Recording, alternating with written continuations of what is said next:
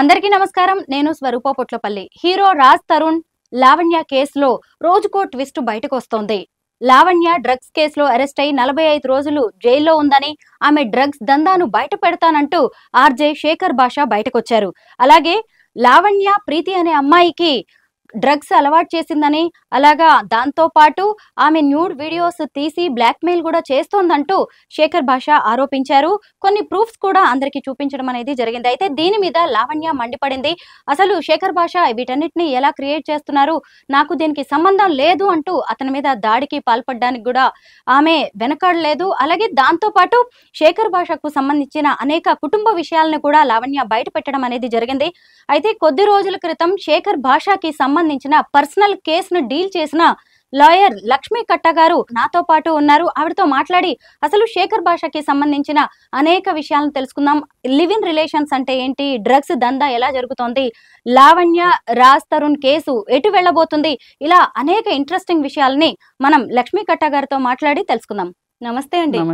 ముందుగా రాజ్ తరుణ్ గురించి మనం మాట్లాడుకుందాము. ఆ అమ్మాయి 11 ఏళ్ళు మేమిద్దరం లివ్ ఇన్ రిలేషన్ లో ఉన్నామంటూ నార్సింగి పోలీసులకి కంప్లైంట్ చేసింది. కేసు అంతా మీకు తెలుసు, మీరు ఫాలో అవుతూనే ఉన్నారు. రీసెంట్ గా అబ్బాయికి యాంటిసిపేటరీ బెయిల్ కూడా ఇచ్చేసింది హైకోర్టు. అయితే ఏ బేసిస్ మీద ఇతనికి బెయిల్ ఇవ్వడం అనేది జరిగింది? ఫస్ట్ ఆఫ్ ఆల్ ఆమె ఇచ్చిన కంప్లైంట్లో స్టేట్మెంట్లో కంప్లైంట్ నేను చూడలేదు, స్టేట్మెంట్స్లో అయితే కాంట్రవర్షన్ ఉంది. ఎట్లా అంటే నేను పెళ్లి చేసుకుంటాను అంటుంది. పెళ్లి చేసుకున్నట్టు ఫోటో ఇంతవరకు కూడా మీడియాకి రాలేదు. సరే మీడియాకి వద్దు, కోర్టుకి ఇస్తా ఉన్నారు, కోర్టుకి ఇవ్వలేదు కాబట్టి లివ్ ఇన్ రిలేషన్ అంటే ఏంటి, పెళ్లికి లివ్ ఇన్ రిలేషన్కి అసలు ఫస్ట్ ఆఫ్ ఆల్ తేడా ఏంటి? లివ్ ఇన్ రిలేషన్లో ఒక పెళ్లి కాని వాళ్ళు కానీ, డైవర్స్ అయిన వాళ్ళు కానీ, లేకపోతే ఇద్దరు భర్త భార్య చనిపోయిన వాళ్ళు కానీ, అంటే ఫస్ట్ మ్యారేజ్ ఎగ్జిస్టింగ్ లేని వాళ్ళు ఒక రిలేషన్షిప్లో ఉంటారు. ఎందుకు? మ్యారేజ్ చేసుకుంటే ప్రాబ్లమ్స్ వస్తాయి, మ్యారేజ్ చేసుకుంటే కొన్ని రెస్పాన్సిబిలిటీస్ వస్తాయి, మ్యారేజ్ చేసుకుంటే కొన్ని కేసులు అవుతాయి వద్దనుకుంటే. కాబట్టి నీ ఇష్టమైన రోజు ఓరల్ అగ్రిమెంట్, అది లివ్ ఇన్ రిలేషన్ అనేది ఓరల్ అగ్రిమెంట్. యాక్చువల్గా జనరల్గా ఏంటంటే ఒక అగ్రిమెంట్ రాసుకుంటే బెటర్ ఇక్కడి నుంచి అందరూ, కానీ ఓరల్ అగ్రిమెంట్ చేసుకుంటున్నారు. మనం కొన్ని రోజులు కలిసి ఉందాము, మన ఇద్దరికి కోహాబిటేషన్ మంచిగా ఉంటే కనుక మనకి వేవ్ లెంగ్త్స్ కలిస్తే, మన ఫైనాన్షియల్ అసెట్స్ అన్నీ కరెక్ట్గా ఉంటే మనం పెళ్లి చేసుకుందాం, లేదంటే ఎవరికాళ్ళు వెళ్ళిపోదాం అనేదే కదా లివ్ ఇన్ రిలేషన్. మన లివ్ ఇన్ రిలేషన్ ఉన్నాం, పెళ్లి చేసుకోలేదని అంటే అది ఎలా అఫెన్స్ అవుతుంది? లైక్ సరే పెళ్లి చేసుకున్నాం, మళ్ళీ ఏమన్నావు, నన్ను పెళ్లి చేసుకున్నాం అన్నా. పెళ్లి చేసుకుంటే 498 వస్తుంది, అసలు అక్కడ అరెస్టే ఉండదు. అక్కడ 7 years లోపు కన్విక్షన్ ఉన్న దానికి స్టేషన్ బెయిల్ ఇచ్చేస్తారు. అందుకే తెలివిగా ఏం చేశారంటే మళ్ళీ పెళ్లి ఫొటోస్ ఎక్కడ బయటకు తీసుకురాలేదు, ఎందుకంటే అబ్బాయిని అరెస్ట్ చేయించాలనే ఉద్దేశంతో ఉన్నారు. సో హైకోర్టుకి వెళ్ళాడు. కోర్టుకి ఏం కావాలి? సాక్ష్యాలు కావాలి. సో లివ్ ఇన్ రిలేషన్కి ఏముంది మీనింగ్? కలిసి ఉంటాము, ఇష్టపోతాం, కలిసి ఉండి పెళ్లి చేసుకోవాలని ఎక్కడ లేదు కదా. అగ్రిమెంట్ ఏమి నేను నీతో 10 ఏళ్ళు కలిసి ఉన్న తర్వాత నువ్వు నన్ను కంపల్సరిగా పెళ్లి చేసుకోవాలి అని లేదు. ఎవరి ఇష్టం లేకపోతే వాళ్ళు వెళ్ళిపోతారు.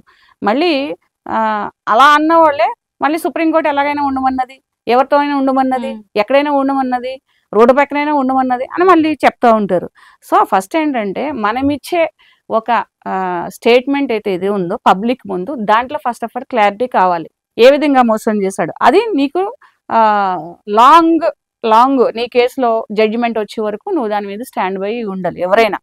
నేను not only talking about the Lavanya అనేది ఎవరో నాకు తెలియదు, టాపిక్ మీద మాట్లాడుతున్నాను నేను, రిలేషన్ మీద. సో దట్ అక్కడే కాంట్రవర్షన్ ఉన్నప్పుడు కోర్టుకి ఏంటి? సాక్ష్యాలు కావాలి. పెళ్ళయింది, పెళ్లి చేసుకుని మోసం చేశాడు, పెళ్ళి అవ్వలేదు అంటున్నాడు, 420 ఉన్నది అని అంటే పెళ్లి ఫోటోలు చూపించాలా? పెళ్ళి అయిందని అంటే అక్కడే గుళ్ళో ఇద్దరి మధ్యనే ఇలా చేసుకుంటావు పెళ్లి, నీకు లాంతా తెలుసు. రిలేషన్ అనే చెప్పింది కదా, తను ఎక్కడ పెళ్లి అని క్లెయిమ్ పెళ్లి చేసుకున్నాము మేము ఒక గుడిలో, 2014లో పెళ్లి చేసుకున్నాము. నేను మట్టిలు వేసుకున్నాను, ఇది వేసుకున్నాను, ఫొటోస్ కూడా ఉన్నాయి, నేను చూపిస్తాను, నల్లపూసలు వేసుకున్నాను, నేను కోర్టుకు చూపిస్తాను అని అన్నారు. సో కాబట్టి లివ్ ఇన్ రిలేషన్ అనేది ఇవాళ రేపు పెద్ద కేసు ఏం కాదు కాబట్టి ఉన్న ఆధారాలను బట్టి యాంటిసిపేటరీ బెయిల్ ఇచ్చారు. ఓకే, అంటే మరి ఈఎంఐ వైపు ఏంటి సంగతి? మరి ఈమె విషయంలో ఎలా ఉండొచ్చు పోలీసుల యాక్షన్ అనేది? ఇప్పుడు ఎట్లా ఉంటుందంటే ఒక పర్సన్ని కేసు చేసేటప్పుడు, లేకపోతే ఒక పాస్పోర్ట్ ఇచ్చేటప్పుడు, లేకపోతే ఒక ఉద్యోగం ఇచ్చేటప్పుడు గవర్నమెంట్ ఏం అడుగుతుందంటే మీ మీద ఏమైనా కేసెస్ ఉన్నాయా అంటుంది. అంటే మీ హిస్టరీ, మీ బ్యాక్గ్రౌండ్ ఏంటి అనేది మీ కాండక్ట్ సర్టిఫికేట్ అనేది గవర్నమెంట్కి అవసరం ఉమ్, కదా. ఇప్పుడు ఏమైనా కేసెస్ పెండింగ్ ఉన్నాయా అంటారు. ఈ దేశం వదిలి వెళ్ళాలన్నా కూడా మనకి మీకు పాస్పోర్ట్ ఇష్యూ చేయాలంటే ఉండండి. ఈవెన్ కేసులు ఉన్నా కూడా ఎయిర్పోర్ట్లో పట్టుకుంటారు, ఎమిగ్రేషన్ అప్పుడు పంపించేస్తారు. అలాగే ఏంటంటే కోర్టు కూడా నీ నీ బ్యాక్గ్రౌండ్ ఇన్ ద సెన్స్ నీ ఎడ్యుకేషనల్ క్వాలిఫికేషన్ ఏంటి, నువ్వేం జాబ్ చేస్తావు, నువ్వు ఎక్కడ సంపాదిస్తున్నావు, నీకు డబ్బులు ఎలా వస్తున్నాయి, నువ్వు ఎక్కడ ఇచ్చావు 70 లక్షలు, సో నీ లివింగ్ స్టైల్ ఏంటి అన్నీ అడ్వకేట్స్ ఆర్గ్యూ చేస్తాం కదా, ఉమ్, తీస్తాం కదా. ఇక్కడతో అయిపోలేదు కదా. This is only primary investigation. Um, కేసుల్లో నుంచి ఛార్జ్ షీట్ వేసేటప్పుడు రాజధాని గారు ఇంత బండిల్ తీసుకెళ్ళి ఇవ్వచ్చు, లావణ్య గారు ఇంత బండిల్ తీసుకెళ్ళి ఇవ్వచ్చు, అది తర్వాత కోర్స్ ఆఫ్ యాక్షన్. సో ఇవన్నీ ఇంటర్లింక్స్ పెట్టి పబ్లిక్ ముందు మనం సింపతి అంటే ఆమె గురించి అని కాదు, మళ్ళీ ఆమె నా మీద ఏదని అనొచ్చు. ఎవరైనా కూడా ఆ కేసులను పట్టుకొని సింపతి చేయాలంటే that is your personal. Public ఏం నష్టం? మీ ఇద్దరు పెళ్లి చేసుకున్నారు, విడిపోయారు, కొట్టుకున్నారు, తాగారు, ఏదో చేసుకున్నారు, అది పబ్లిక్ న్యూసెన్స్ చేయవలసింది, పబ్లిక్ని తప్పు పట్టవలసింది ఏమి లేదు అందులో.